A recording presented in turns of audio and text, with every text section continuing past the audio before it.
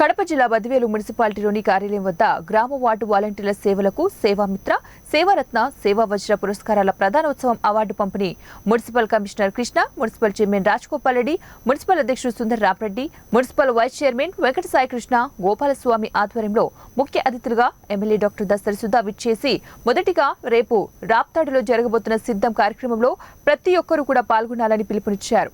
ఈ సందర్భంగా వారు మాట్లాడుతూ గ్రామ వార్డు వాలంటీర్ల సేవలకు సేవామిత్ర, సేవారత్న, సేవా వజ్ర పురస్కారాల ప్రధానోత్సవం అవార్డు పంపిణీ ముఖ్యమంత్రి వైఎస్ జగన్మోహన్ రెడ్డి గుంటూరులో ప్రారంభించారని తెలిపారు.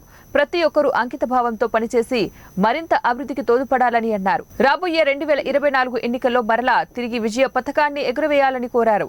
గ్రామ వార్డు వాలంటీర్లకు సేవలకు ఎమ్మెల్యే డాక్టర్ దస్తరి సుధా చేతుల మీదుగా సేవామిత్ర, సేవారత్న, సేవా వజ్ర పురస్కారాల అవార్డును పంపిణీ చేశారు. ఈ కార్యక్రమంలో నగర కార్పొరేషన్ చైర్మన్ రమణమ్మ, జిల్లా కార్యదర్శి ఎద్దారెడ్డి, స్వేచ్ఛ ఆంధ్రప్రదేశ్ కార్పొరేషన్ డైరెక్టర్ కేశవరెడ్డి, సింగసాని శివయ్య, కౌన్సిలర్లు, వైఎస్ఆర్సీపీ నాయకులు, కార్యకర్తలు, వాలంటీర్లు పెద్ద సంఖ్యలో పాల్గొన్నారు. ఆధారపడుతున్నాం, ఎందుకంటే లీడర్స్ కి ఎంత తెలుసో మీరు అంత ఎక్కువగా మీరు ప్రజలతో మమేకం అవుతుంటారు కాబట్టి మన బలం ఏంటి, బలహీనతలు ఏంటి, ఎవ్రీథింగ్ యూ నో.